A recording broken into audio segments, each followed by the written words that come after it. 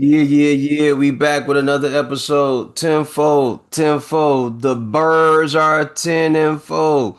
Tenfold. Do you copy Tenfold. Keith Too Tall? Do you copy? Copy. Tenfold, tenfold all the way, baby. Man, Roger that. Fuck Aaron Rodgers that. Yeah. The Bears get another win on Sunday, ladies and gentlemen. That was a blowout. Big I blowout. did not Freak. expect it to go that way. Nah, yeah, man. Actually went to that game, froze my ass off. Definitely had to bundle up, triple layered up. But nah, yeah, man, we came out there and for against a Cleveland defense that is really good. Like, you got Miles Garrett on that one side. He trying to chase a sack record, and he was able to get a sack and a half on us. But at the point that thing is my before the game started, I was like, he can get the record on this. I'm like, he can get the record on this as long as we win the game. I don't care. Yeah, get your record, get your G off. You know what I'm saying? Like that's cool, but getting that W is what matters right now. Like y'all in a rebuilding phase anyway. Y'all going through something over Yeah, there. like Y'all might not even have the same coach next year. So, right. talk to me about that though, because you went to the game. Yes, How was sir. that weather out there? Did you have enough tequila to keep you warm? It was no, actually, I would drink some beer. I was supposed to have some brown on me, but didn't get to do all You that. tripping. You went to a Bears game in 2-degree weather with no liquor, no real liquor? I mean, I started my day off with a tall boy, was that Coors Banquets, and I just been drinking beer after that. But No, sir. some things that's supposed to happen didn't happen, so I just couldn't get the brown. So I did pretty good though. Like I was like I said, I was bundled up. I had my Columbia big boy coat. Columbia got some good winter coats. So Good. and boots. I got Columbia boots that's like legit. Like go to my what calf whatever. So I was loaded. I was layered down pretty good, and Hey man, had that's a this. big part of it. You got to be layered up out there in that weather. And it, Chicago on that lake, it get tough. they was making it as worse as it seemed. Like the day before, like the below 20. That's what they were Wind saying. factor. It was gonna be below Right. below So that's 20. why I was like, I hoping, the weatherman, you send us off like usual. Because usually when they say something's gonna be really bad, it don't be as bad. And when they say it ain't gonna be nothing, it end up being worse. So it was, don't get me wrong, it was cold though. Like it was one of those like you can't be out there too long. Like 3 hours was enough. So it was like, We know it was cold. I'm from Chicago. I know it was cold. I was outside, sir. I was yeah, outside that day, if I it just recall. what I was expecting because I've been through colder. So it's like I was like, all right, it ain't this, so I can manage this. As long as, like you said, you had to been like layered up properly though. So. Hey, welcome to the podcast. This is Sports Punch. I am one of the hostesses with the mostesses, with the brosesses. Keith Too Tall. Brother, what's going on? You got your berry regalia on? Let's Yes, get sir. it. All right. Yes, All sir. right. Yes, Bears sir. came out with a big blowout win, 31-3. This is Mm-hmm. and this is a game I feel like Caleb Williams heard all the talk about how he been playing, or like Shador is gonna outplay him in this game, and Shador is better than him. A lot of people were saying that over the weekend on like different I wasn't podcasts. hearing that. I was saying that I think Caleb is gonna go out there and perform. I was saying I expect the young boy should do it to come out and put up a good fight. But they Yeah, go. but our defensive coordinator, had something different because like everything they wanted to do, we was able to stop. Like we had 3 picks. 3 and outs the first couple of drives.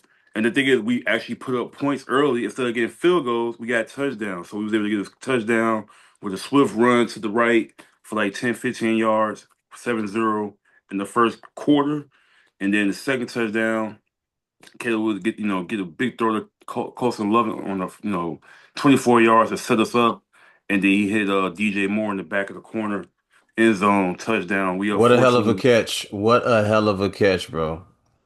I didn't It, know where it's that ball was going. I didn't know if anybody would catch it. I was sitting here looking at that like no one's gonna catch that ball. Oh, that wasn't that one yet. That Oh, was okay, this. okay, This still first quarter. Like we okay. got 14. This is DJ's first touchdown. It was up in the corner. Just went across the field. So we up 14-0. And I'm watching like the defense just shut it down. Also, the thing is with Shador and the Cleveland Browns, two things. One thing I didn't know at the game, but the first thing is I knew before the game they was down 3 to 4 of their top starting lineup of O linemen. Mm-hmm. So he was literally playing with four backups as his lineman protecting him. So Mm. that was already, and I said before the game, we're gonna mess around and get some sacks this game because we usually don't get too many sacks. We end up having like three or four of them boys. So we took advantage of that. And then at the time, I didn't know when I was at the game, but I found out after I came out, later, that supposedly that the play call wristband that Shador had, they switched it out or it was wrong, or they changed some plays where like it's another clear sign of sabotage. Why would they do that knowing that there's a game going on? Like this guy has to play that day. He should be knowledgeable of the other plays that he's gonna be. Oh man. Exactly. And so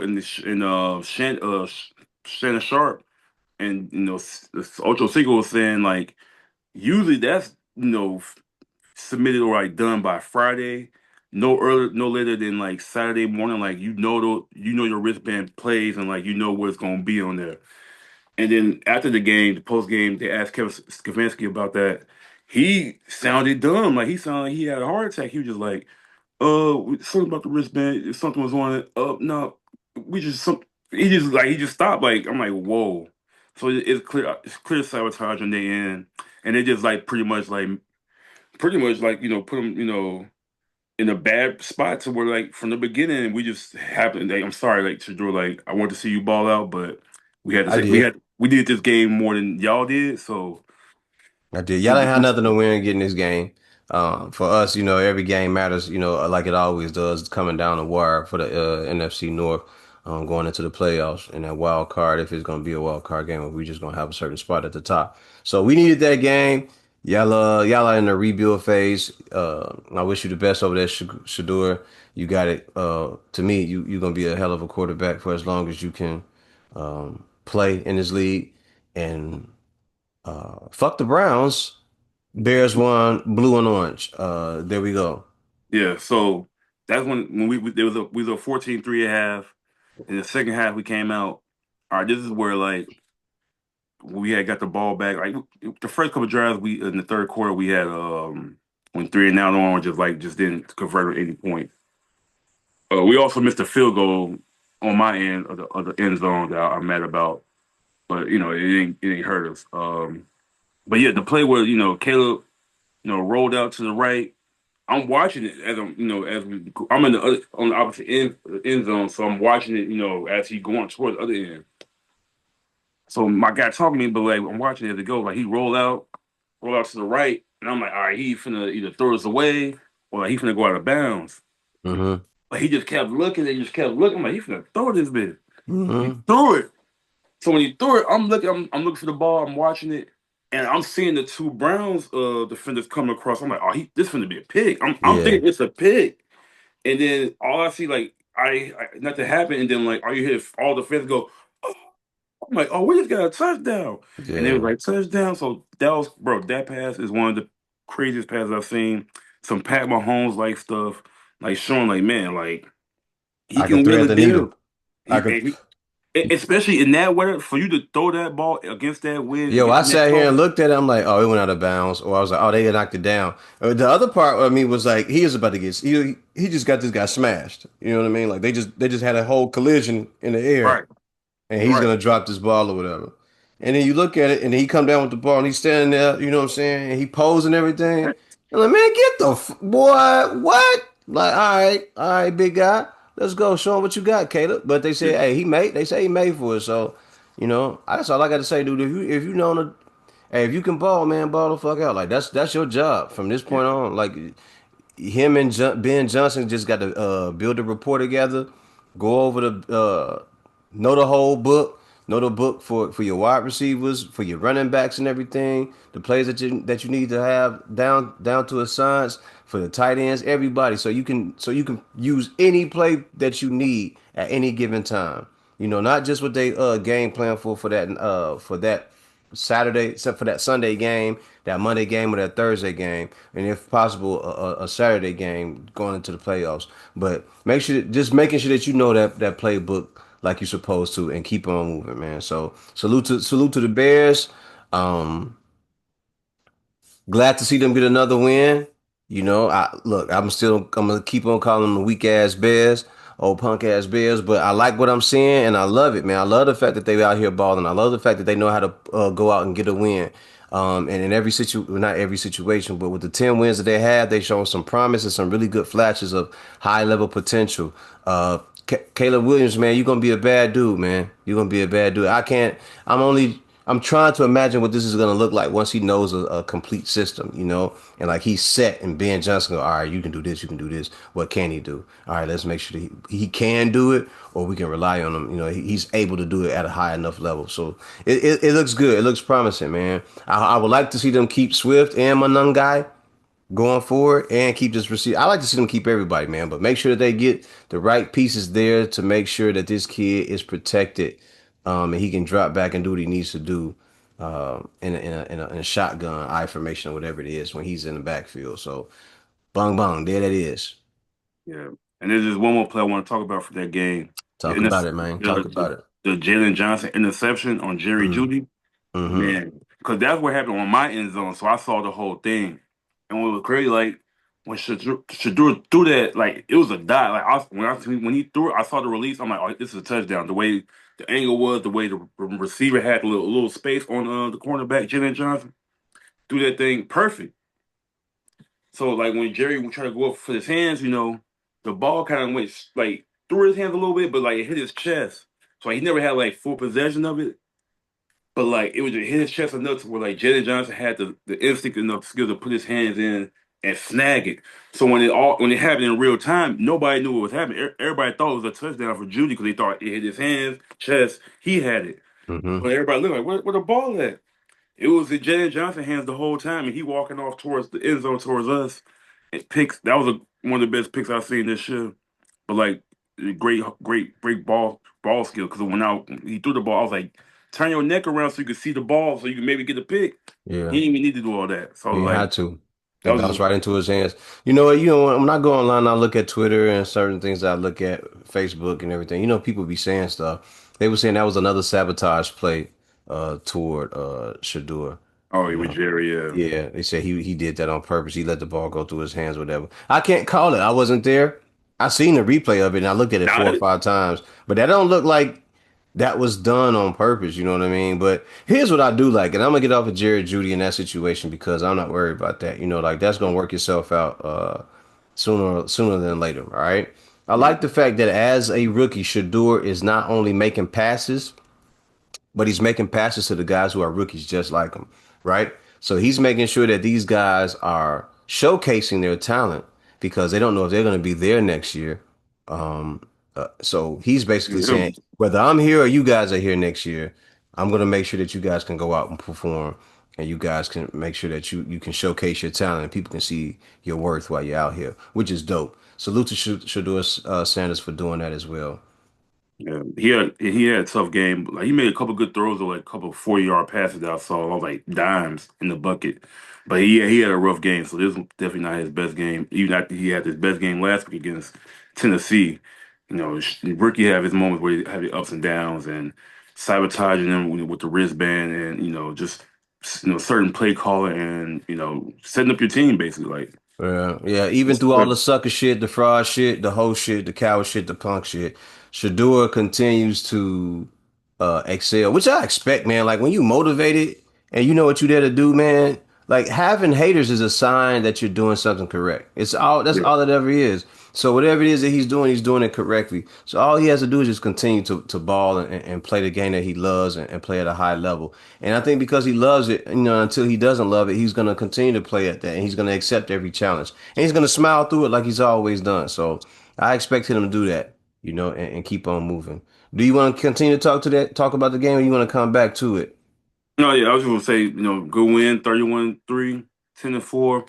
Play the Green Bay Packers on Saturday, 7 o'clock. We gotta get our lick back, and we need this win. Like, if we want to win this division, this is a key game right here because a lot of people not giving this one. Will you But be at that game? hell no, I will. No, Okay. like if I can come up with some tickets on like some cheap stuff, yeah, I'll go. But Okay. uh, I'm I think I'm cool gonna on. step out for that game, man. I think I'm gonna step out. I'm cool on cold weather games for now, unless it's the playoffs. But Yeah, if it's definitely. like 30 or 40, then it's summertime shy again. So Yeah, yeah, definitely. Ladies and gentlemen, the next thing we want to get on the topic of is a boxer who went 42-0 from Omaha, Nebraska. His name is Terrence Bud Crawford. He is a 4 or 5 weight division champion. He retires today. He's hung it up. I think he's had enough. If you ask me, I think Terrence has done about all that he could through all the adversity, people holding him back or acting or making excuses for not fighting him, and trying to wreck his career. I've been saying this since the Ndungu fight. I've been saying that when he became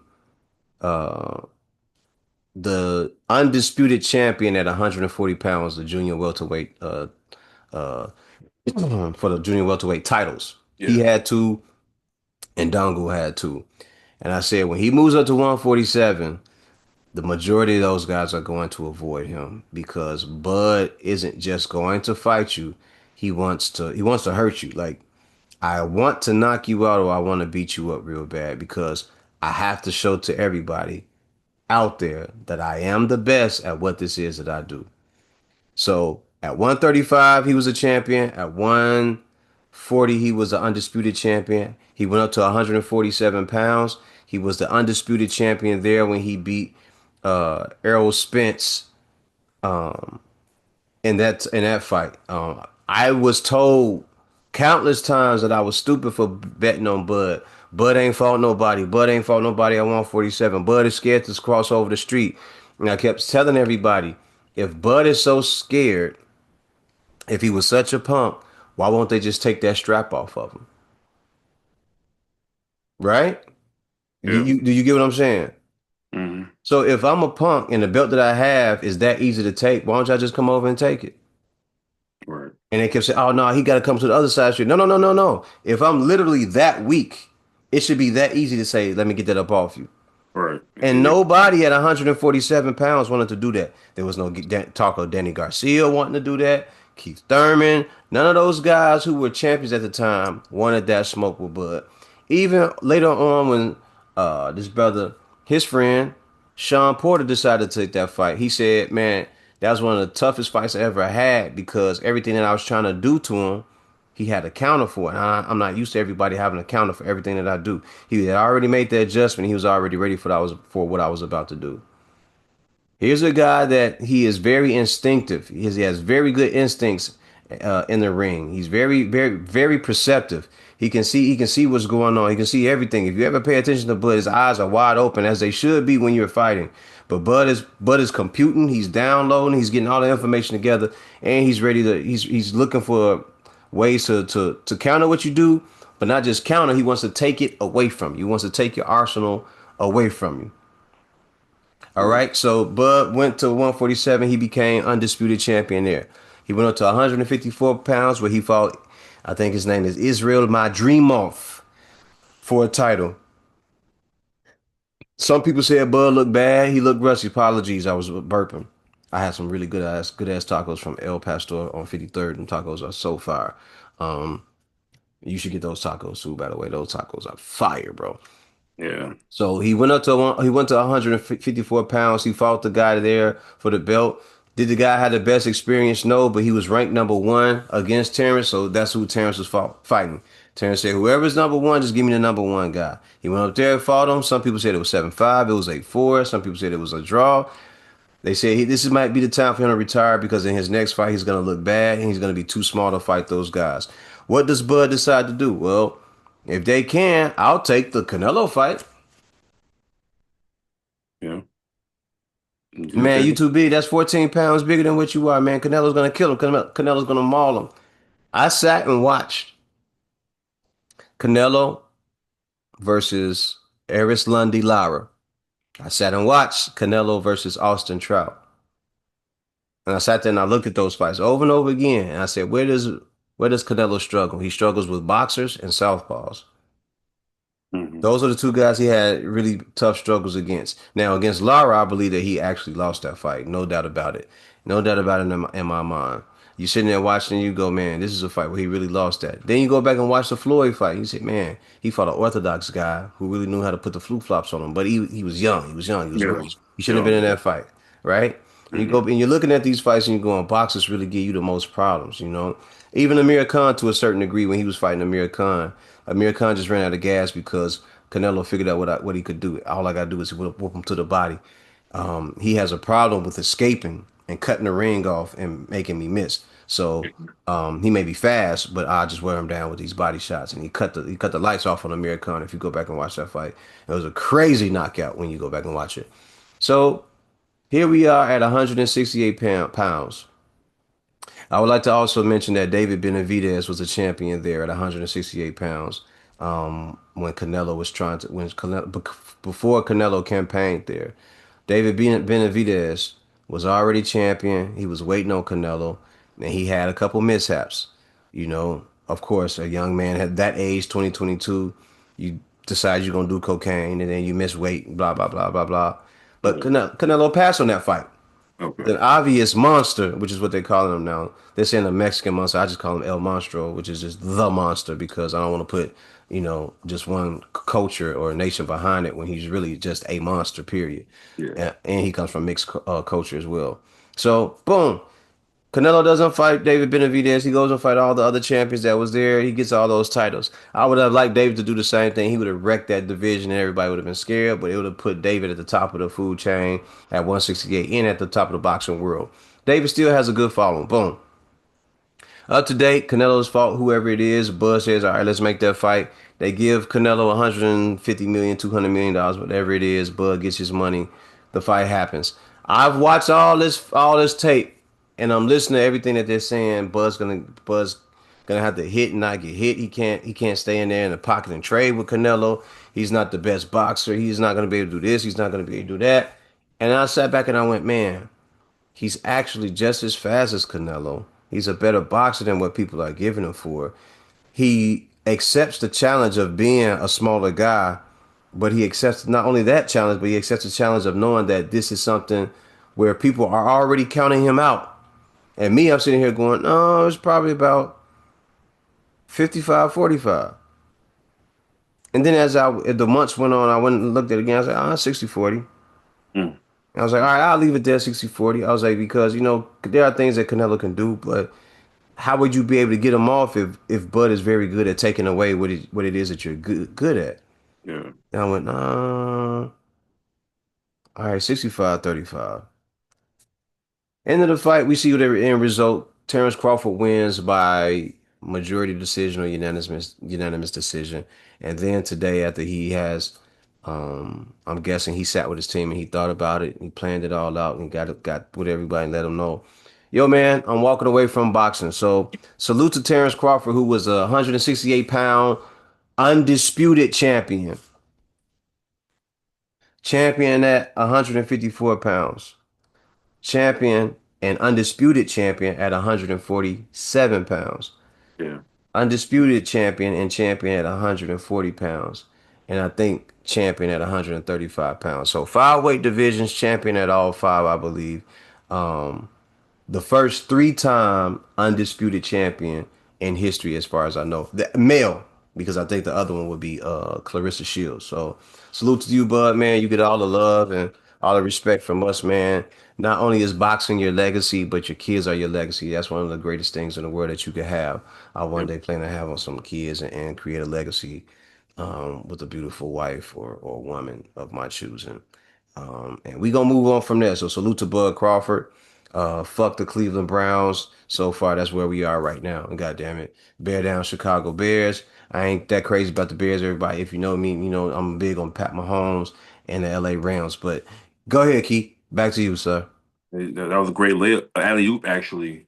Because I was going to say what happened over the weekend in the NFL Let's was get some it. some tough injuries to some big time players. Pat Mahomes, one of them, Mm, tore his ACL against mm. the Chargers.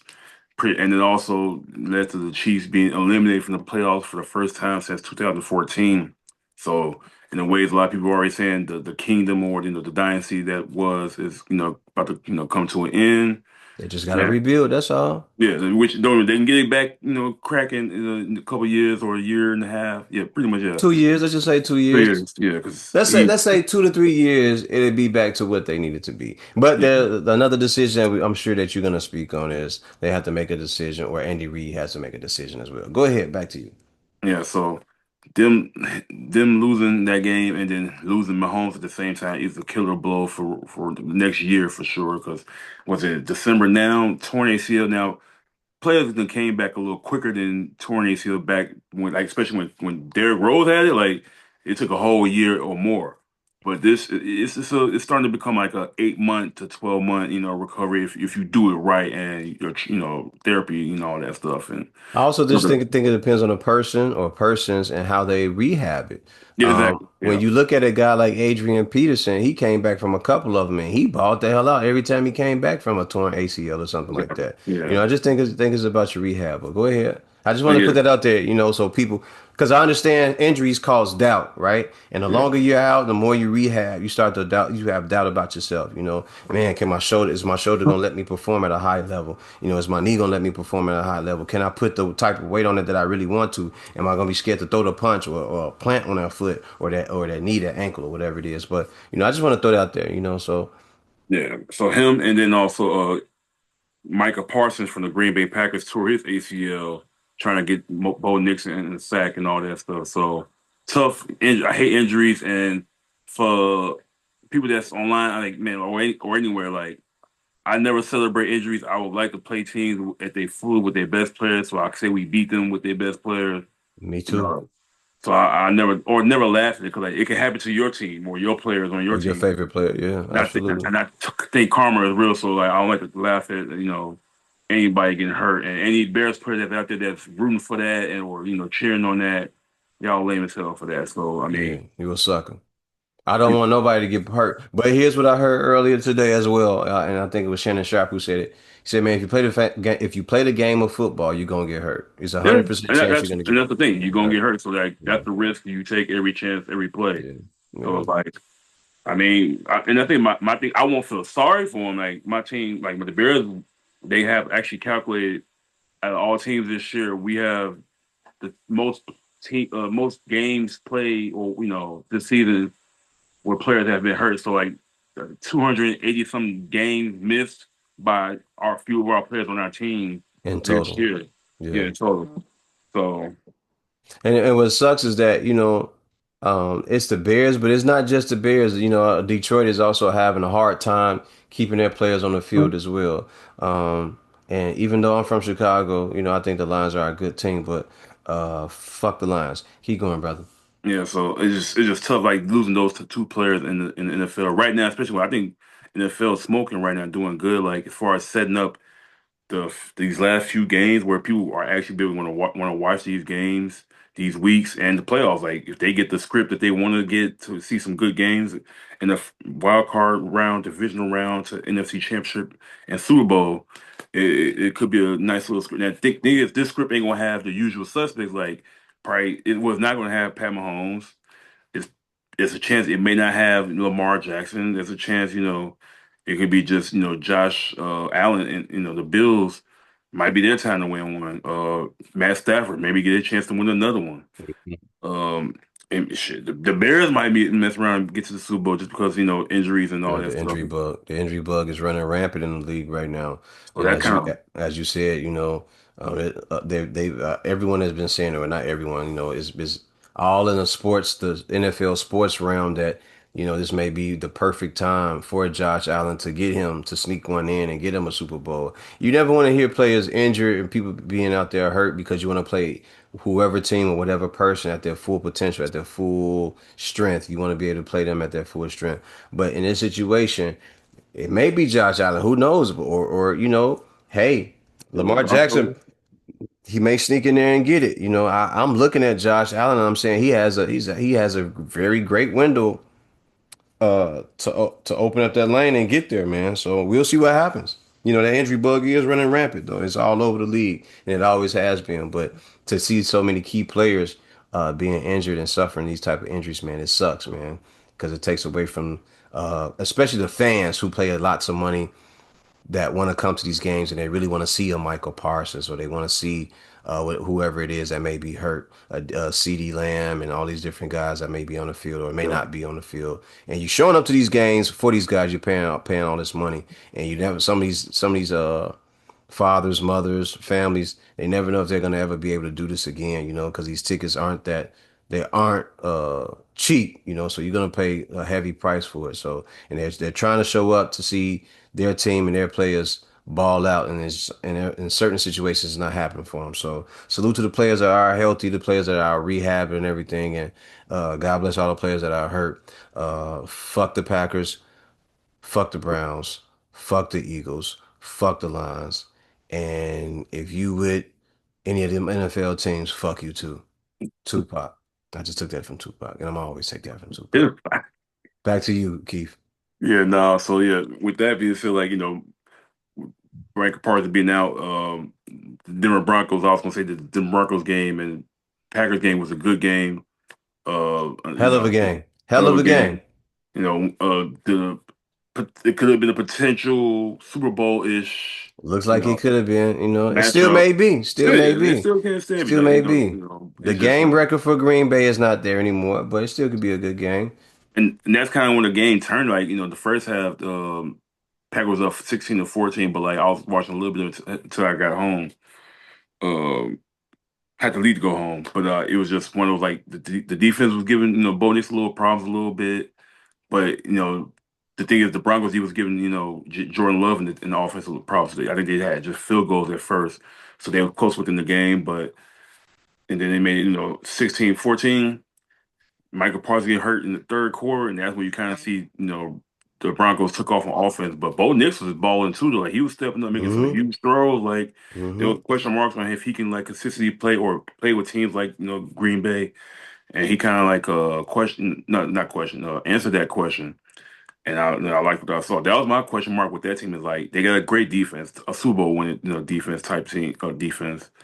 And I just wanted to see if Bo Nix could ball out against another quarterback that high standard and deliver win. And unfortunately, like I said, Micah got hurt, but you still got to keep playing. And it affected them though, but they got It the win. did. It And did. but also Pat Surtain, the best cornerback in the league, came Okay. through with a huge pick to turn the tide, gave him momentum and all that.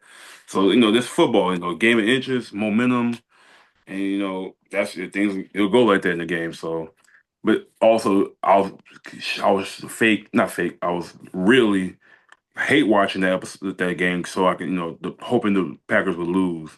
And, since the Bears beat the Browns, we'll be back at one. And that's what happened. Detroit lost too, so that even helps even more try to build It does. It does. It does. that league in the NFC North. Puts the Bears in a good position to be in the driver's seat going forward. But man, there's a really good team that wears my high school colors, man. They wear this awesome blue and gold or blue and yellow, brother. And they're doing well right now, man. And Yeah. they look like that's gonna be the biggest competition for the Bears, in this race to the playoffs, What you Yeah. think about that? The Rams. Rams, they beat the Detroit Lions. Shout out to y'all for beating them. Yeah, man, they literally probably the most complete team in the NFC, if not the NFL. But Matt Stafford playing MVP level. I Love mean, it. Love it. it's crazy how like they really didn't go through another like rebuild. Like they just winning the championship, lost key players from that championship, kind of still was in the playoff hunt or in the playoffs, and then come right back and build a team. Like their defense is good. It was kind of really a little bit the last couple of weeks, but like or health wise, but like Matt Stafford still balling. I have a question because I want to ask you that. Hold your thought. Keep your thought. All right. My question is, did they lose Cooper Cup or was he traded?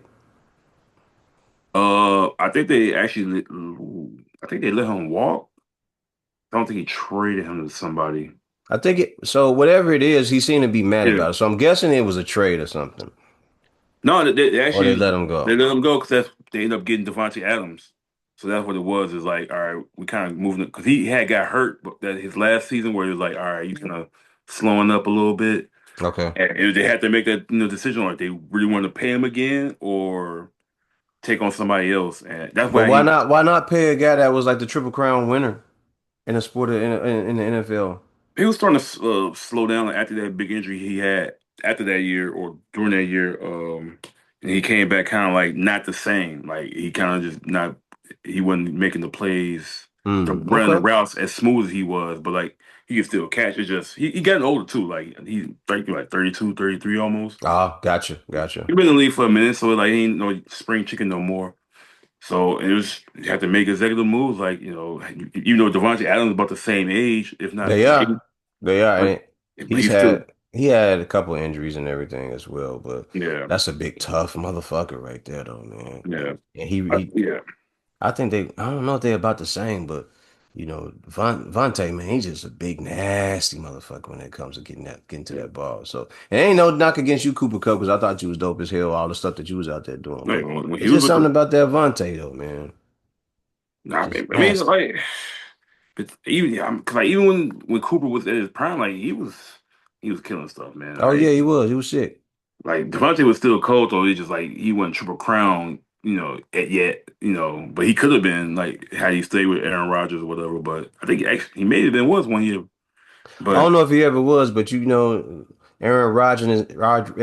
Rodgers and his decision making skills was it wasn't the best when it comes to making sure that he puts his lets his teammates know what he plans on doing, and then having them involved and making sure that everybody stays together and you can actually go on a Super Bowl run. But I think ayahuasca has really been his thing, and he's been moving in that direction for quite some time. Might have been that whole entire time. I don't know. Fuck the Packers. yeah, no. And then Devontae Adams ended up looking like he not like he pulled his hamstring because at first it looked worse like you thought it It was did. I thought it snapped. I thought the yeah, calf snapped, or I thought the Achilles snapped. yeah. They So I said was like, they said it was a hamstring, but they said he had been nursing that off and on for a while. So I'm guessing he aggravated and he'll be out for the next 4 games or for the next month or something like that. And if they're still in the playoff hunt or they're still around during the playoffs, he'll be back for that. So Godspeed to him, speedy recovery. And I don't love, but I like the Rams. That's a good team. man, but it's between the Rams, Seahawks, and I'll put the Bears. I still put Eagles up there just because they're the champs and look like they finally figure out some type of offense they needed to get going. But yeah, those are four teams I think in the NFC right now, and the Green Bay Packers so five that like that could really go to the Super Bowl. That's pretty much half but seriously contenders that I Yeah, can make it run. yeah. Oh, But yeah, definitely. um, yeah, Rams look good though. Like, and with who else I was gonna say? Seahawks. Who they played the other day? Seahawks. They ended up winning. It was seemed like yeah, it was closer than thought because they played the Colts who got Phillip Rivers who ain't played in 5 years. In 5 years, brother. Came in who actually was about to lead them to the win. They had a field goal in the last minute to make it 16 to 15. And then Seahawks came down and made some big plays to get them back in the field goal range. Seahawks, that's like they got a good defense like us. Like they turn the ball over and they score on defense. Okay. And the Seahawks, they good when they clicking on offense, they monsters. But like if you shut down their rhythm game, if they run game ain't really on nothing, you can kind of make Sam Darnold, make some decisions where he may not want to make and all that stuff. So good team. I mean, shout out to Phil Rivers for coming in 45 years old to almost lead the team to a win. But that's kind of like, man, there's so many people that you probably could have brought in that's younger. Cam Newton. Uh, I ain't gonna say Colin Kaepernick, but Colin Kaepernick. But Could have. Yeah, they could have brought in Colin. They could have brought in Colin Kaepernick, but I guess they said that we don't want any more dealings with him. He stirs up the good niggers, and they don't want no disrespect going on in Master Charlie's house. So he hasn't been brought back ever since his so-called violation to the league and hurting people's feelings and them misinterpreting what he's doing and why he's doing it. So fuck the 49ers. yeah, and I think the Colts on a 4-game, 5-game losing streak, so they 8-6, slowly dropping out of the playoffs. Yeah, playoff seedings, but they still got a chance. It's just Man, Jacksonville Jaguars, pulling away, balling out. Talk about the Bills and what was it Patriots game? I missed that game, but Man, what a hell of a game. What a hell of a game, bro. I heard Patriots was up 21-0, and then Bills came all the way back and busted them. I was like, dang, that's Yo, great. Josh Allen, because I was watching, I had it plugged up, queued up on one of on my laptop while I was watching the Bears game. And I'm sitting there looking at it now. I can't go stat for stat because I don't know all the stats on everything. I can't sit here and speak on everything. But I'm sitting here watching it, bro. And as I'm watching, I'm going, this game ain't over. Like they're gonna fight back. This is Josh Allen against Drake May. Drake May hasn't been around to do this for a long time. But Josh Allen has, like, he's done this against the Ravens, and they've scored 47 to 40, 44 to 47 points Yeah. with Okay. the Ravens. Like he's had these games where he's battled back against Patrick Mahomes and Joe Burrow and those guys. Like he's had fights with these guys on the field, at his position with those guys. So there's no way he's just going to take that laying down and he's not going to fight back against the Patriots. And you watch it and you watch it and you watch it, and then he hands it off and he got it was a good game to really see and like you go, yo, this kid really does have something. He just has to be able to put it together consistently and in the crucial moments take over and own the game. And Sunday was one of those times where I watched him really put it together and then put a team away in the Patriots in the yeah the was it the Boston Patriots or some shit like that. The bus, New England, yeah. The New England Patriots. I'm sorry. Damn them. Fuck the Patriots. So yeah, it was one of those things where I got a chance to sit there and watch them put together another great game, and they won with it. They got another dub out that situation. Yeah. So yeah, I'm mad. I'm glad. I'm mad I missed that one live too, but looked like it was a good game for sure. Shout out to Josh Allen for putting on his Superman cape, get willing them back. I mean, I'm pretty sure there's some defense that went on there. The running game was involved, Hmm. so That running game was on full point. team. That running game was on point. But those and so I would say those like two of the games right there. Well, actually three games like L.A. Rams and Detroit game, Denver Packers, and then Hmm. Buffalo Bills and Patriots seems like to be the best game out of the whole weekend as far as entertainment wise. I mean, I'm gonna say the Bears just for blowing out the Browns, but if you watch the game, like it's kind of not what you want to see on both sides. As a Brown fan, that's probably one of the worst games you'll probably watch in last few years. It's the Browns that they had plenty of those games probably. But Thursday night What? game was a crazy Falcons versus Buccaneers, a back and forth shootout. Okay. And Kyle Pitts going crazy for 3 touchdowns and 166 yards. Like Yikes. Kirk Cousins throwing that thing to him. So and the Buffalo, no, not Buffalo, Tampa Bay Buccaneers choking, man, like seven to Yeah, I don't seven. know. I don't know what's going on over there. Like you would expect the Buccaneers to kind of make a run at with games like this and keep themselves in playoff contention. What's going on? What is it? I don't know, man, because like they just got back. Mike Evans got back. They starting to get back healthy. So maybe I don't know if that's messing up the chemistry that was. They was kind of losing around that time when they started with that chemistry. But they started off high. I think they was like 6 and or 5 and 1 or 2 at some point, and then just started losing some games. I don't know, maybe some injuries and just like losing focus. Or I don't know. Like I think Todd Bowles is a pretty solid coach, especially defensively. So like defense, they pretty solid. Offense, it went through this struggle with the injuries and stuff. So maybe getting those guys back probably is just gotta get that chemistry back. But wrong time to be losing though. Wrong time. And then but the Carolina Panthers ain't making it no better. They just lost to the Saints, who gave them their second Damn it, chance. man. What is wrong with them guys? So I mean, no, it seemed like nobody wanted to win that division. And I was like, man, Ha! Good joke. Boom. Psst. I wish other teams that wasn't like me, us, would be able to take that spot, but I mean, it was a good weekend in the NFL. Tough injuries. Oh yeah, the Ravens won. They beat the mess out of the Bengals. Shout out to Lamar. You've been hearing our home win sessions, and he turned into a hooping. So Hey, I ain't gonna say no names, but they name rhymes with Beef Hoo Hall. that been saying you've been out here hooping and hoeing, and you ain't been hooping. He's saying you've been hoeing. So I'm gonna leave it at that. I ain't saying nobody's name. It just rhymes with certain stuff. It ain't me, brother. It ain't me. Big trust. Yeah, and then Commanders somehow beat the Giants. Eagles beat the mess out of the Raiders. Raiders, I don't know what's going on. They hoeing. I think my thing is like with what's this guy? Pete Carroll. I think once you like go away from a game for like a couple years, like take time off, like, especially when you're not at your prime in youth or age or whatever, the game gonna get away from you a little bit. So like whatever you probably was used to before and a few years ago, or your philosophy or whatever, made it past you, or things have changed where like you gotta adjust to what the game is now. And I mean, also they just made bad decisions. Like you drafted Ashton Genty, but you have no line at all to protect him to get him the open lanes to run. Mm. But if he was on the Bears team, he'd be killing right now. Um, which we could have had, but Colson Lovin, I'm rocking with him. He turned out to be one of the best pickups that we had as a rookie.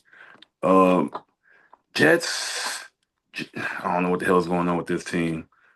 They lost to the Jaguars, got beat pretty bad. Texans, one of the hottest teams right now, 5-9-5. What a crazy game that was, huh? Yeah, What a crazy game that was. they started off really, really rocky and they come away pretty nicely. But Mm-hmm. Mm-hmm. shout out to them.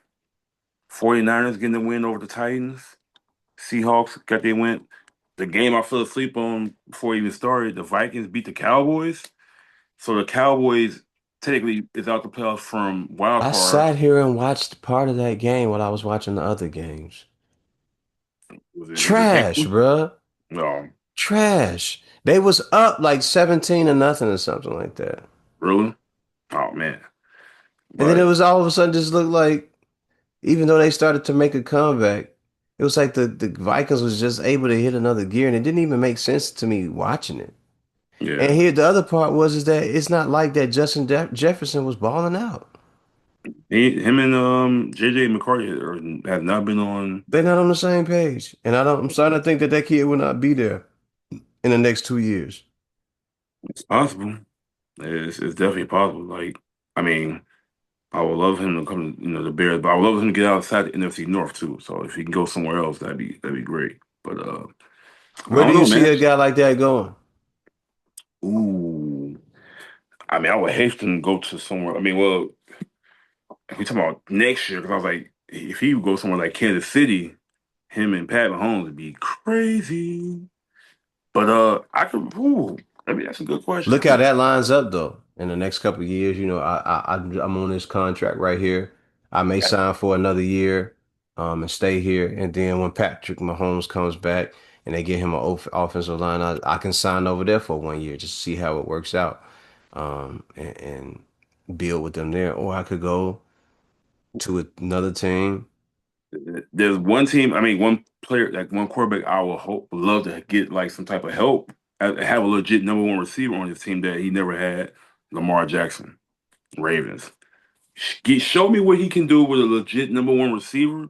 Listen, Zay Flowers, you all right, but you ain't that Like, guy. I rock with Zay Flowers, but he could be a DeAndre great. Hopkins is a little bit older, even though I would like for them to feature him in more of the offense, which they're not doing. This Bateman guy, like all these guys they got, man, those guys are okay. But Yeah, you need a wide receiver, bro, that's going downfield. I don't mind DeAndre Hopkins being over there because I know that he can do it. But with Justin Jefferson, likely, and Mark Andrews, I feel like that's formidable, man. That's formidable. Like I don't see he needs that guy. Like there's Jamar Chase, there's George Pickens, there's AJ Brown, Njigba, there's and who was it AJ was Brown. AJ Brown, there's those guys, and then there's this kid, Justin Jefferson, man. Yeah, so if he gets a legit quarterback, And then like, outside of that, you just got the receivers that this dude just has over there, and we don't know them like that. and usually like I mean like great receivers, I feel like you will usually still be able to be QB proof. But if your QB ain't even looking your way or like making the right throws or it's gonna be tough. So I mean, if he goes to somewhere like I said, the Ravens, or if he can do team up with, because I think that he would be. really great if he had somebody else on the other side. Like they like Jay Fowles would be a great number two. He'd be a good number one, but he could be a great number two. So, and I don't know, this man over here getting his you know, Money Mike on, stripping and shit right for the ladies. Hello, late Val Venus on and shit. Man, get your big ravishing Rick Rude face ass up out of here, boy. Looking like the Kool-Aid man and shit. Oh Man, yeah. No, man. Wherever he end up, I hope it is somewhere that makes sense for him. I could also see him ending up in a place like the Buffalo Bills, playing with that's another one too. Like yeah, if Josh get a play like him, yeah, forget about it. yeah. If they lock in, that's gonna be crazy. That's gonna be crazy. But yeah. Good, good weekend coming up with games too, but we can get on those games on Saturday. Uh, any chance you want to touch on the Sharon Moore fiasco? The Michigan, University of Sharon Michigan, Moore. the Um, there is University. nothing. Okay, so I'm gonna say something about this, and I'm gonna say it the way I'm gonna say it.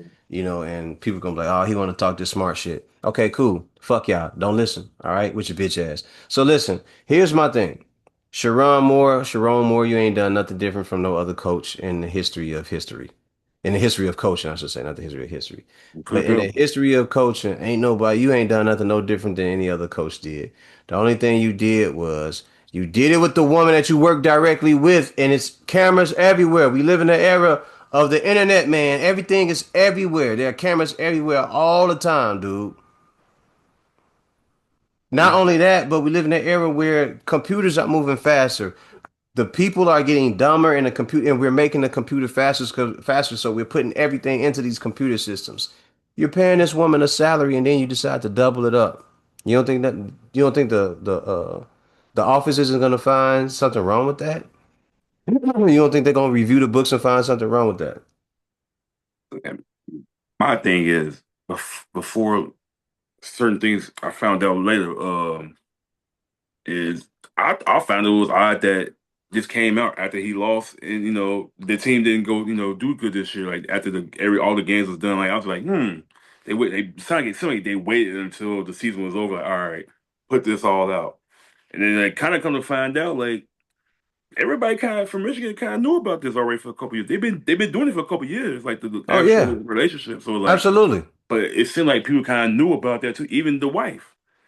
She's still with that man right now. It's like she's standing by him and like, As she should be. Like that's my wife. You know, yeah, stand with your man. And I'm not saying she should leave him, no, but stand with your man. That's your guy. You probably already knew what was going on. I don't know too many women that would say, "Yo, I'm about to leave him right now while he's a millionaire." Usually they wait till you got enough, and then they leave once they feel like they've had a fill of their cup or whatever, because that's how that shit usually goes. But in this situation, I feel like they were waiting. They were already waiting. Okay, we gonna fire them because they were saying from what I read in a couple articles and I saw on TV. They were already getting ready to fire this man, but they were able to find out all this other stuff. Now, here's my other problem with Sharon Moore. Jim Harbaugh or John, whichever one of the Harbaugh brothers it is, yeah, Jim. I think they it's Jim. go out their way to put you in a position to succeed. Yeah, I was gonna say You were that. supposed to be the next guy. You're the first black head coach in Michigan history for the Wolverines. Yeah, You get in there and decide, I'm going to do all this in front of everybody and not even care, even with my wife and my kids and everything like that. Instead of making sure that you had the job nailed down and you were successful over the next 10 and 15 years, you were so worried about this little girl over here that you couldn't just find another piece of another yeah. woman to mess with. You couldn't find another piece of tail somewhere You in else. Michigan? Hey, there are women everywhere around you, man. There's women all on the campus, off the campus, and guys, God forbid anybody start messing with girls that were too young or anything like that. And that's not what I'm saying. But there are Right. women everywhere, dude. You could have chose any little piece of tail to be messing with, and then you boosting her salary and you doing all this stuff. You should have been taking care of your responsibility to that football team to make sure that they was gonna succeed. Okay, I get it. Man, you could have hung out with your guys you could have hung out with the football players. Hey, where do y'all go kick it so I can rotate and find a little young diggery dude that I want to dip out with. Man, you could have done anything, man. You could have, there's so many different ways you could have went about this. You could have been on dating sites. You could have been doing a lot of different stuff, man. He could have called Urban Meyer, and he known for that shit. He known to Oh, finding women on some young chicks down oh. in some college. But no, yeah, like you said, person like this man, like Jim Harbaugh, literally like handed you, or I ain't say handed you because like he got into some trouble, but like he basically had you in line to take the be the next coach for Michigan for the next 3, 5 years. And my thing is like, if you're gonna do that, Or longer. you ain't did that. You ain't did the winnings to be doing all this, crazy stuff. Like I guess if you want another championship for him, or like had them back to back 10 wins and deep in the playoffs, like all right, they might would have looked over that. Like they would have fired old girl for you. Like all right, which I think he did end up firing her or something like that. But here we go to the next part of it. You end up at her place or with or her resident or somewhere. Was it guns drawn or trying to No, fight? no. So that's where he fucked up. That's where he totally went. 'Cause he could have went out gracefully like by just losing the job and like having his you know his wife and kids and whatever. He went to her crib and threatened to kill him herself and like make her watch it with a butter knife, not no regular knife, a butter knife. Like he threatened to kill himself with a butter knife. I'm like, oh no. So like not only you lost your job, you're probably potentially finna maybe lose your family if she don't divorce you. But you go into this young girl crib that you impregnated supposedly allegedly and made her get an abortion allegedly and like I said double his salary and you do all this like wait more cameras around to see him probably going to her crib threatening to kill himself Shame. with a butter knife to her and threatening all this like you ruined my life like dog like that's insane. Nobody ruins your life, brother. You did that yourself. You did that, and you had to take accountability for that. You mean again, all the women in the world, you chose that one. That was your fault. No one told you to do that, dude. There are women, listen, I'm quite sure there are women everywhere around you there that look like her or better for you to choose from. Certain men do have a preference, certain men don't have a preference at all. But I'm sure if you had a preference, there are some that look just like that. Yeah. Yeah, like I go by the saying, "Don't shit where you eat." And no Listen, matter, I was I, raised on that. Don't like shit where you eat, dude. in my first job, I didn't do that. I ain't know about that. I ain't believe in that. But I saw why. I learned. I was like, oh, okay, I'm cool. So the next spot where I was at, where I'm at, I'm like, no matter how many baddies I ain't seen in that mug come through that mug, I'm like, I gotta do. If you do that, the woman that you mess with has to be absolutely responsible, accountable, and grown.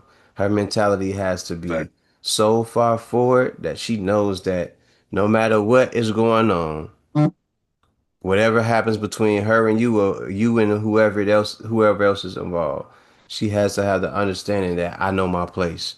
And that is a rarity.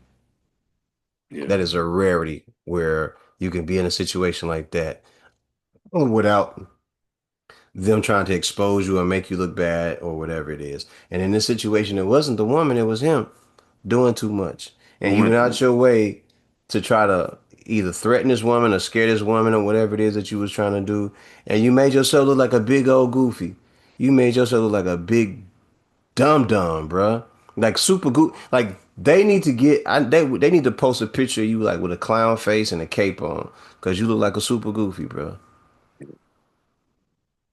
much. And I couldn't even, I mean, people like, because a lot of people, when they first came out, they was like, oh, he finna do an M.A. Duke. I'm like, that's not an M.A. Duke, because, like, at least M.A. had, a black woman, like, he already had a white woman, so, or a white wife. So, like, he just basically he just dipped in the snow, just being the snow bunny. So, Ime Udoka was uh, dating what's her name, the beautiful young lady, Nia yeah, Long. Neil Long, that I was like, He had Nia Long, and that's and right, one of the couple baddest. yeah, the one oh fuck, wah, wah, and was messing with something that was decent, and another one that was really nice. And then he chose whatever he chose. So, but not just that to objectify the women in the situation, but if you look at what Ime had done already, he had built Boston up to be winners. and Yeah. then left there, and now he's in Houston, showing that he can still Right. put together winners as long as they buy into what he's doing. Right. So he had that going for them.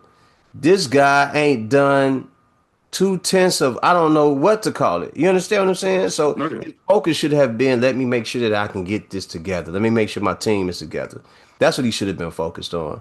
People put you up on their shoulders to put you in a position where you could succeed. There are people who, when you think about it, man, there are people out there who is praying for you, dude, praying for you to succeed and do well at this job. And not to make you feel bad, but you let a bunch of people down, including your family. So I'm quite sure, as this goes on, and the University of Michigan gets it together, and they get ready to knock your salary down and try to figure out what they're gonna actually pay you, and if they will pay you, if there will be a buyout. I'm quite sure, there's gonna be some drama and trauma in your life, but this is not the type of situation I wanted to see that brother in. I really wanted to see him do well and win. Um, Yeah, he yeah. set the black coaches back at least 5, 10 years now. 'Cause, like we just getting jobs and you doing goofy shit like this, even though they do it too as well. But They do it too, but they don't report it a lot of times. A lot of times they don't report it because uh there's a fraternity for them amongst them that are doing that, they'll let you know, hey, if we saw what you was doing, we saw who you was with, you need to keep that, under wraps and make sure that if you're gonna be doing that, we need to move her to the other side of the building. You know what I'm saying? You understand what I'm saying? Like they do stuff like that. But you were over aggressive. I don't know your background or what you come from that made you flip out like that over that poom poom. But Godspeed to the oh, family. oh, oh, some Uh, young coochie, like he like yeah. I'm gonna kill him with a butter knife. I'm like, come on, dog, at least make it hot. Stop it, man. Stop it. Stop it. Sharon Moore, man. Goofball of the year, Yeah, 2025 Goofball of the year. yeah. You get that Sharon, award. You get that award. Goofball of the year. I agree. You yeah, whack as hell. That was lame. That's a super goofy move. Super goofy. Moving on. yeah. But want to play a quick little game of rappers counterparts, NBA counterparts again. All right. First Rappers and couple. ballers. Ballers and rappers. Let's get it. Get it. Get it. Get All it. right. First name, I want to see who you think would be the NBA counterpart to them. DMX. If you want it, you gotta come and get it. Yeah, DMX. Who you think in NBA history? Who is DMX counterpart in a basketball arena? Let me see. Let me see. Let me see. There's Let different me ways to see. go about it. I with this one player, I got like maybe because the aggressive that he brought the tone to it. I got Amari Stoudemire. Came out Mm. hot, came out dunking on you, killing these niggas like every time I never seen like I wish like my power forward or center was like Amari. Like anytime he 5 feet near the rim, he yamming it, dunking it. Like he putting that in the hole or landing up at least. Yeah, he was a month when his first year with the Knicks and like his first few years with the Phoenix, man, crazy. So like he came out hot, came out on some just dunking on everybody, killing shit. DMX sold 2 platinum albums in 1 year as his first 2 albums. Came in hot third album was a commercial success. And then, Nah, it was his second and third album. Second what? and third album I mean, for DMX. for the first that sold Right? millions. Wasn't it? It was It Flesh was of the My first one, Flesh, the Blood first of two My special. Blood. And then Hell is Hot, Dark and Dark. Okay, that That was was the the first first two two albums. albums. Okay, The third okay. album was actually one of my favorite ones is what was it? And then there was X. Okay. The one Okay. with, here we go again, and what do you just want? What do Uh, you DLF, one of the guys, mean? let me get it. What's my name? All that. But yeah, and it kind of flamed out after like Grand Champ or whatever, like after who, that song. No, it was done. It Damn. was it was done at the and then there was X. It was done. Okay, cool. So, but I felt the same way, but like, It was done. though that's cool. I had a couple of joints on there, but it just wasn't the album wise one. I wouldn't really rock with. So with Amari, like great first 4 or 5 years with the Phoenix, great first year with the New York, and then he gets hurt, comes back, never really was the same. Did some goofy stuff. Punched a fire exchanger in the middle of the playoffs when y'all had a chance to go to the second round, third round, all that stuff. And just but the ferocity he played with and just the aggressive that DMX him had and just like, was tough. Okay, I got Kevin Garnett. Yeah, that's a good one. I'll rock with that one. I got I can Kevin rock with Garnett that for that one. one. You know, high intensity, Hmm. always on, especially when Hmm. it's time for him to perform and do and play the game that he loved, like he's always on. Champion, Yeah, champion. You understand what I'm yeah, saying? that's But true. when his Actually, that's time true. was up, it was up. And you saw it. You could see that his time was up. And Muggs was actually scared of them, like on the court or like off Yeah. in the rap field. Like maybe not necessarily scared, like but like On Muggs the didn't court, want to yeah, as long as they was doing what they was doing, they was not the type of person you want to talk to. Man, do. so you heard the story about Joakim Noah or Joakim Noah when he Oh, his first year with with KG, yeah, KG? when he was He said, like "Man, KG, free throw line. I look up to you, man. You want to play as I admire my game after, man. You was my idol and you was an icon to me. And you were my idol, man. When I was growing up watching you, and now I'm here, and I want to salute you, man, and pay you big respect." So whatever was said, and Yeah, he said, Paul Pierce was like, Kevin was like, "Man, what? Suck my dick." he was like, And that's they what said he just started laughing. He said Joe Noah looked at him. And he said, "Man, what?" He said, "Man, get off my dick, nigga. We got a game to play or whatever." Well, I was like, wow. yeah, no, But I no, could see why. I could see why Kevin was like, "You ain't gonna butter me up. We in the midst of war right now." yeah, That's how Kevin Garnett was though. So if I was gonna do rappers and ballers and compare, I would put Kevin Garnett as that guy. Yeah, that's as great. DMX. Yeah. I can rock with that. I can rock with that. All Hmm. right, another one. Who's next? I'm gonna go with Tupac Shakur. Wait. Who would yours be? Did you say who was yours? I say Amari, but Okay, KG okay, was a little bit was like okay, right there with like one or the okay, other. okay, okay. So the next one is who? Tupac Shakur. Who would be Tupac? Who would be Tupac? So many ways you Who- can go. Huh? And I feel like there's so many ways you can go, but it's one I gotta like. I think I can go off influence. They both had great influence off the like outside of what they did. Who are And you that's thinking? Allen Iverson. Mm.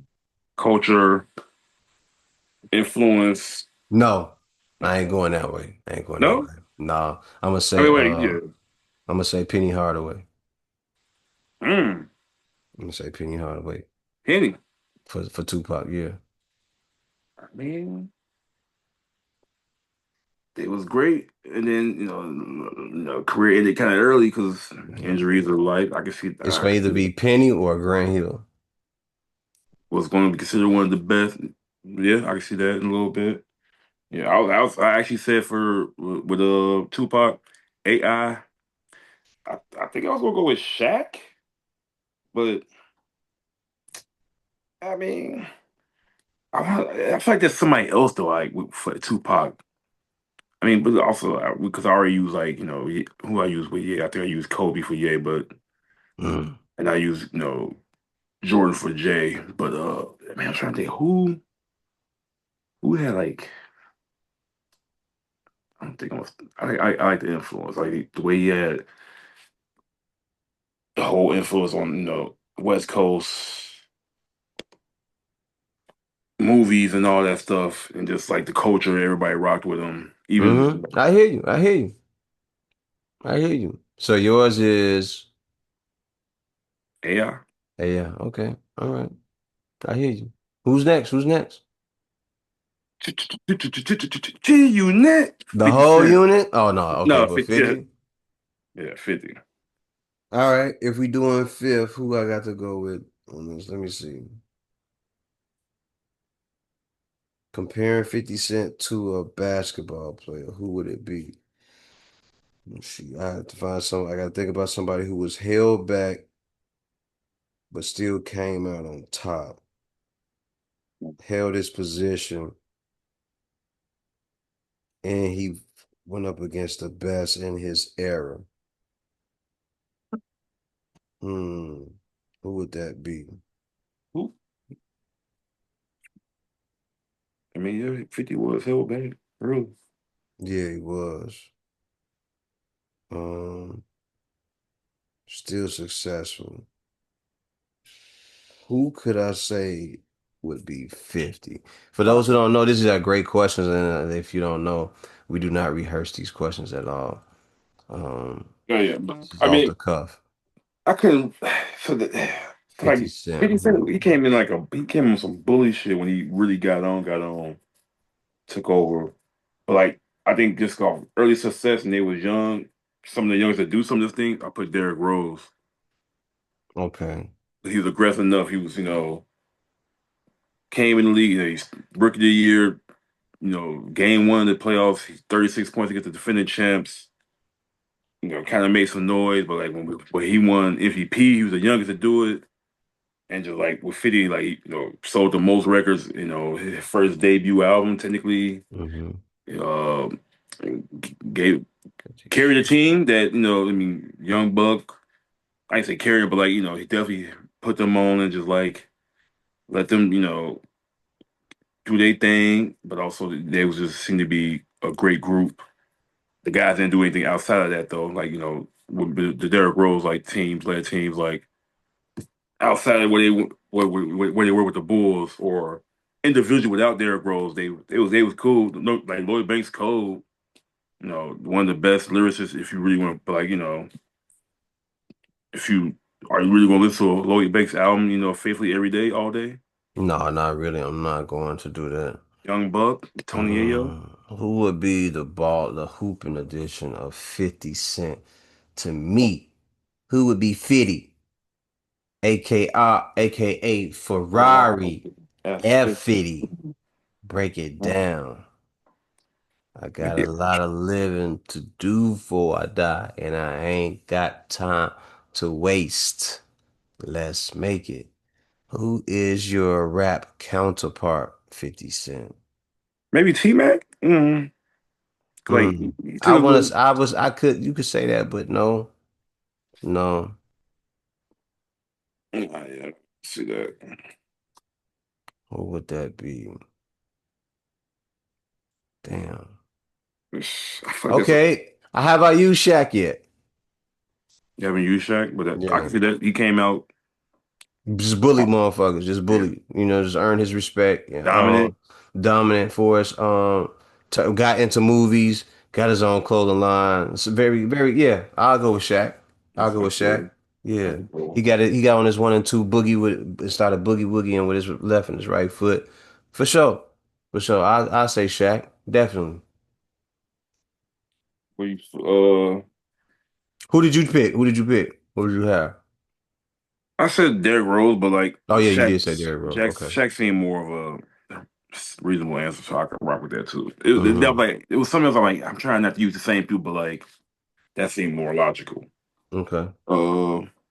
We got Biggie, Notorious B.I.G. Oh. Biggie. Boom, boom, boom, boom, boom, boom, boom. Biggie, who is your counterpart in basketball? Uh, David Robinson. mm, David Robinson. No, you know what? Let me hold on. I Let give me it. think about that. I'll give it Hakeem. Or I had two. It was Magic Johnson, but Hakeem seemed more I say Hakeem. because Hakeem Olajuwon. he got his two. And he was done. He was through. Yeah, it's unfortunately, one died, but the other one, but he was one of the best at his what he did. Like Yeah, he was. He just Biggie had some of the best, word plays and flows, and then Hakeem, he was one of the best centers, had the best work, feet work, mm-hmm. best touch as a big man. Mm-hmm. Got his wins when other people, Jordan was out. Mm-hmm. Mm-hmm. So and I feel like Life After Death is probably the best double disc album ever. Like 2 disc album, like complete, like boom, both discs are fire. Not a lot of skips on that album. Okay. I'll go with that. Hakeem. The Dream. Olajuwon. And the only reason I gave him Magic, I was like, well, he was able to serve up Bad Boy. Like he served up Lil Cease, Lil Kim. Like He did. He he gave did. them He gave everybody bars. he gave everybody a oop, through the locks on tracks and everything like that. He was had people coming in, busting moves with him, to help them out with their careers and everything. Black Rob and all those guys. For sure. So For sure. that's Craig what I Mack and like. all that shit. Who Instead of Black who you Rob. say, or did you have No, somebody I'm yet? going with Akeem. Okay, okay, yeah. I'm going with Akeem. All right, and then I think last one, Lupe Fiasco. Oh, why you gonna do that? I was waiting for that. Yeah. I was waiting for that. I was waiting on that shit, man. I was waiting on that. Because I kept trying to tell myself, who would you compare Lupe to at any given point? Who do you care? Who do you pair? Who do you compare Lupe to? That's a very hard one. Mhm. Um, but That's one of we gonna have to do it anyway. Let me see. Who would that be? I got either Mello or actually Carmelo. Like 'cause they really some of the best at what they do. Like Melo, one of the best scorers ever they've ever seen. Carmelo was one of the best scorers, also, but he was a walking double double, one of the best, like literally scorers of all time until like Jordan. He was almost Lupe he was up there Fiasco, with Kareem, but it's just like I ain't say the team he played with. They had some good teams. I think Ray Lupe, Allen, Ray Allen, Ray Allen, low key, low key. I can see that. Ray Allen. Not mad at that. Well, word Big Bird. I got Ray Allen. Okay, okay, okay. Any chance you checked out the Stuart Scott documentary on I have ESPN? not. I have not done it. Check out his 30 for 30 yet. Really Um, good, really good. One of those. I didn't know about certain things about him, but a lot of stuff he actually recorded himself, so they didn't have to work too hard as far as like finding information or like video. good. He just Good. kept recording himself, stuff like himself before he died. But as a younger, like he was, once he got his own job and out of high school or college, he was doing that. But real good dude. I remember like growing up, just watching him, just seeing him like seeing inspiration because I was thinking about going to school for well, not going to think about, but like going to school for like journalism and all that stuff and reporting, just trying to get in the game. But and just from his slogans, booyah and all that stuff. Yeah. But almost He made it fun to watch. Yeah. exactly. So it was just seeing him come up through that and like had to fight through that, and like, because he was a black guy, one of the few black, anchors or Doing it his way. yeah, exactly. Facts. So, and then I almost dropped against the tear. I almost dropped against the tear Hmm. when they announced he had died, like officially, like on the ESPN and stuff. They took it back, like, damn, man, that was tough.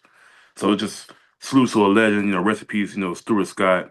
Check it out if you can. It's like an hour 15, I will. I will. I will. I'll definitely will. I'm definitely going to check that out. In the meantime, there's this album that came out called Light Years with the Okay. DJ Premier and Nas, and it's a solid album. Okay. It's a I gotta solid get. album. It's a dope project. You can tell that Nas still has not just the MCing in him, but he still has concepts, issues, and topics that he can go through because Nas is an artist. He's an MC and he's an artist, and you could tell in this album he just ran through um, what it was to be an artist and how you can put a whole album together and create a dope ass project, which also makes me want to say this. 3 stacks, you can get in the studio and create an album, man. Your life ain't done for you. You've had some dope experiences. You've poured so much into the culture of hip hop, and you resurrect now. You didn't resurrect. You inspired so many people, and you've been a blessing to so many people who have admired you, and you've contributed to their careers as well. So it ain't over for you. It's just you choosing not to do the music. So to Nas, I think this album was dope. I think it was just a solid body of work. I listened to one or two songs over and over again. The song he has with AZ on there. I was just listening to the Joe Budden podcast with Primo and Nas on there, and they were having these dope conversations about Nas's run with the 6 albums that he did with Hit Boy, and he said it's just a matter of you just wanting to love it and put out the proper content, you know. And I also saw him say where he wanted to do a all Dre Beats album. He's also in the works with AZ to create an EP or a whole album. Like he has all these things in the works, and AZ wants to do or Die 3 and everything like that. So he told him, yo, if you whatever you do, you got to lock in because if we do this album, we have to do the album. So it's a very good podcast. Checking out the Joe Budden podcast. Listen to everything that they're talking about. I love it, man. It's dope.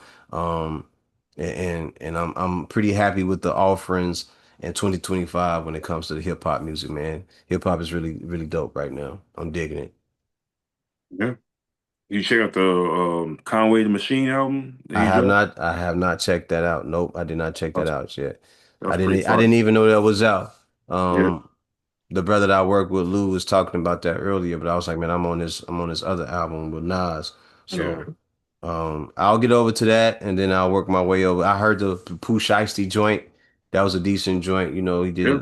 a I, hook maybe once or twice, but he was basically just rapping and cutting through all of the filler and bullshit that's been out here right now. So that was a nice little joint. Not like nice little, but that was a cool song to hear. And I wanna hear what else he has coming out. So yeah, yeah, actually, I was impressed with that song because I like not that song, but just like just the way actually he spit it for about a good 4 or 5 minutes straight. Like he only, like I said, had a hook once or twice, or whatever. But like you can see, he sat there a little bit, and you could tell, baby, like he thought about what he gonna do with his career coming out, and like he got kind of fired with it. Like it's actually a pretty solid song for a first day out song. Like yeah. some people first day out don't be hitting like that, but like Mm-hmm. I was worried because like I thought it was one of those like, all right, is how he gonna come back out of this? Like, because I think Young Thug kind of tweaked when his, when he released himself coming out, Mm-hmm. he messed up with that, but like you can see that he learned from that probably. He's like, all right, I'm gonna go all in and give y'all what y'all want, and I ain't lost a step, and the game ain't left me too far behind yet. Like, so I'm looking forward to actually seeing how he might come out with more music. But yeah, so two albums. I actually finished the Conway, and I was like, I'm gonna listen to this Nas and premiere. I want to give him its own time and day so I can Yeah. dig Yeah, into it. you don't want to listen to them back to back. You need to space it out. You know, Yeah, give them 3 to it, 4 it, days apart, maybe two even a week apart. But lot of bars, lot of like, bars. bro, so do you remember the song he did Second Childhood? Yeah, He does Third Childhood on this one. mm, I saw that.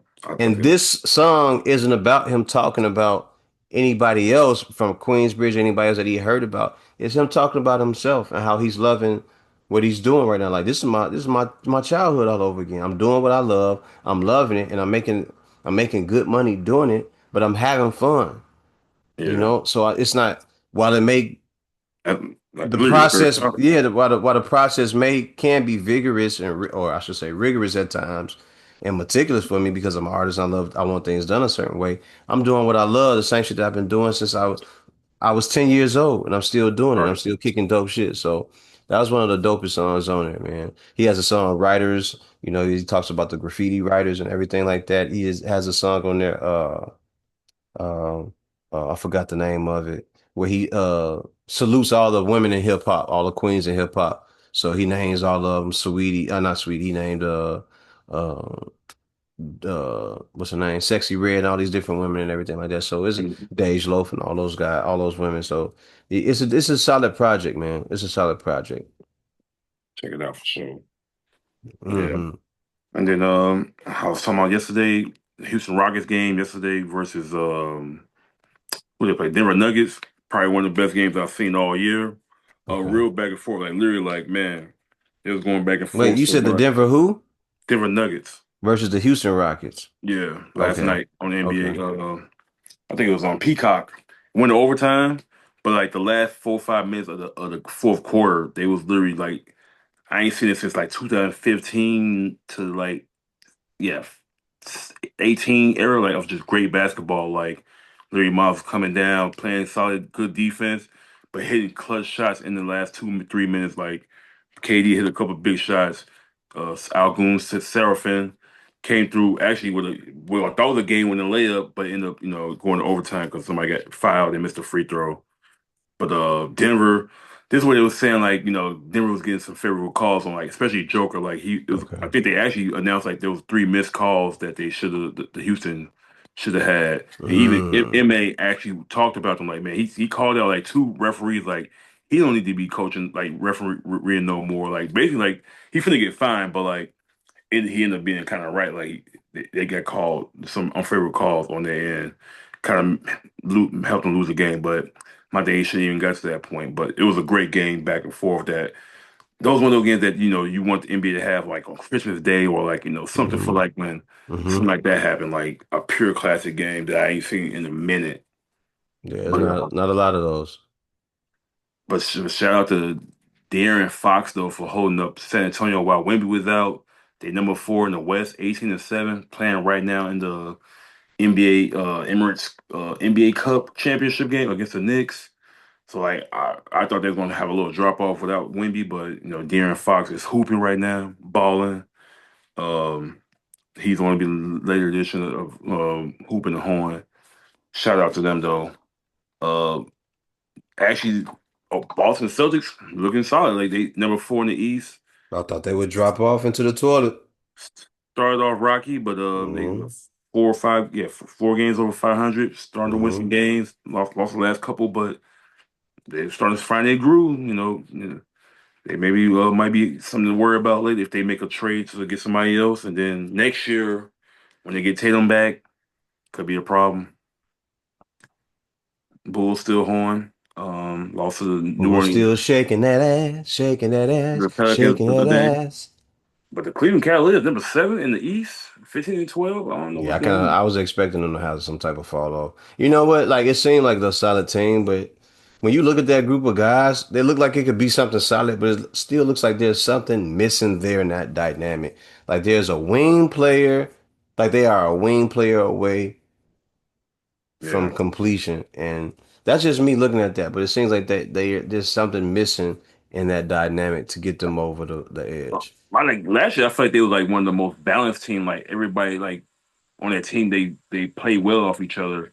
This year, I think they just ran it back again to where like it's the same team, and like teams will they gonna learn about you and figure you out a little bit. So like unless Hmm. you improve your play and like your offense and defense, Hmm. you kind of got the same team. It's kind of tough. So yeah, and then Phoenix still in there, giving teams hell. Warriors 13 and 14, kind of shocking, but if Steph not getting it going or he hurt, it's gonna be a long season for him. But NBA, y'all got a little bit of time before the NFL get up out of there, but hopefully, these Christmas games, whatever, get better.